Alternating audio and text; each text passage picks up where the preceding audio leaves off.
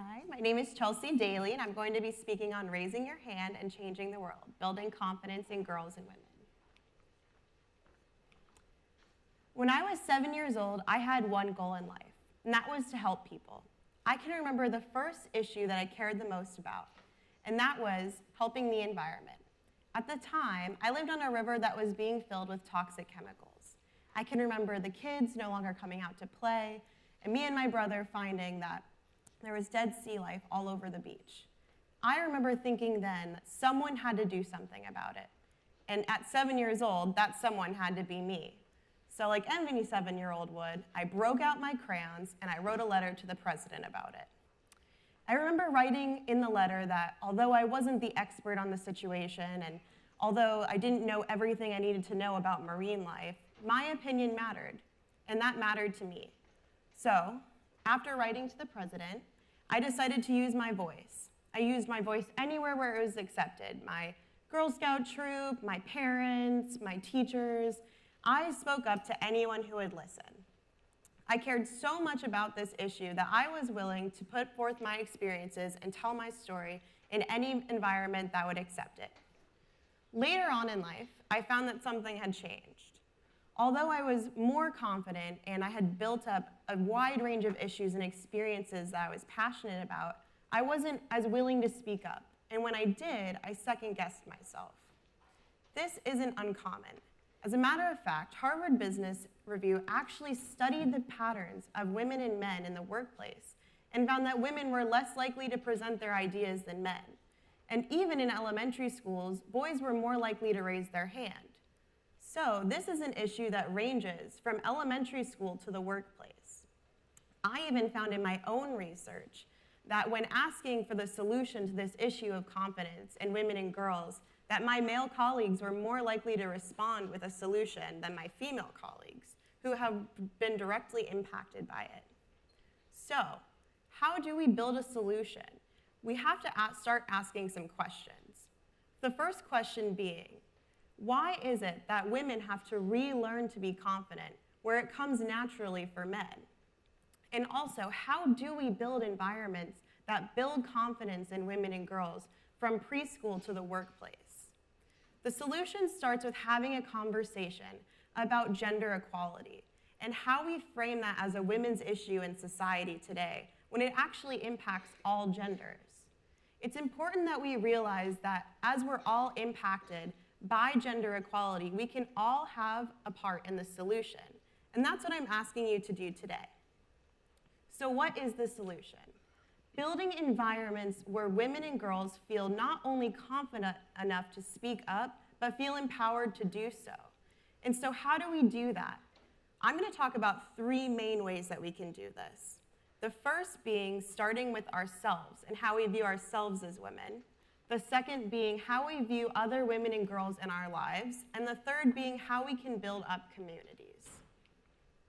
So first, when talking about self, I want you to consider if you consider yourself a hero.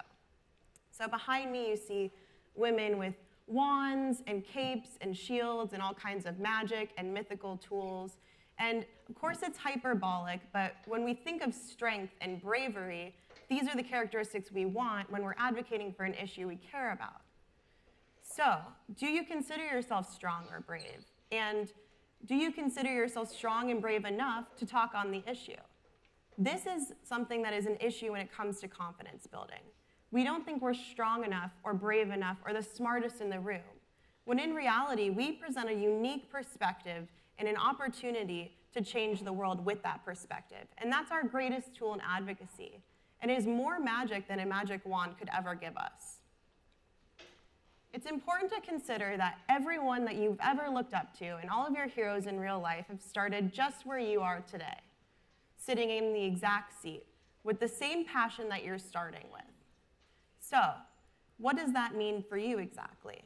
That means that you can teach yourself anything that you need to be able to accomplish the goals that you're setting for yourself and the movement that you're trying to build. Which brings me to my second point, becoming a hero. To become a hero, we must empower the women and girls in our lives.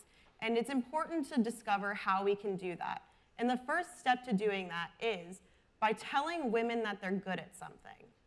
When have you ever had a friend maybe tell a joke or do a dance or maybe a magic trick and you didn't tell them that they were good at it? It's important to recognize the error that we found in building confidence in women and making it strongly about looks and rather than who they are.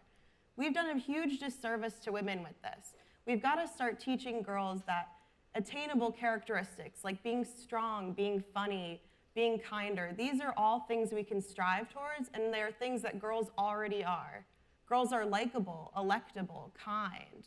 These are ways that we build a movement so much stronger than that at face value. Another way that we can help build up women in our community is actually an example I've taken from the White House Obama administration. Female staffers would sit around in a meeting, and if a woman presented an idea, they would make sure that they referred to that idea with the female staffer's name to ensure that history was written that that was that female staffer's idea.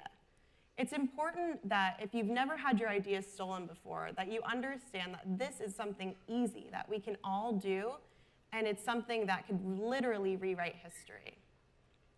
Finally, when you become someone who's in a position of power or you learn a new skill, leave the door open. It's important that we recognize that other girls are not our competition, but are our colleagues in this movement. So teach them a new skill and leave the door open for the girls that come after you, because this movement is so much bigger than just ourselves, and the world will thank you for that. And finally, becoming a hero yourself is building a community. And so I have one final ask for you, and it may be challenging for some, and that's to tell your story. Write it down and get comfortable with it, and realize that it matters, and it's important in the perspective of the movement that you're trying to build. In the beginning of my speech, I told my story, and I told you why it mattered. And so it's important that you get comfortable telling yours, and you tell anyone who will listen, whether that's your parents, your Girl Scout troop, your elected officials, or even the President of the United States. Get comfortable telling it. Raise your hand and let it change the world. I can't wait to hear it. Thank you.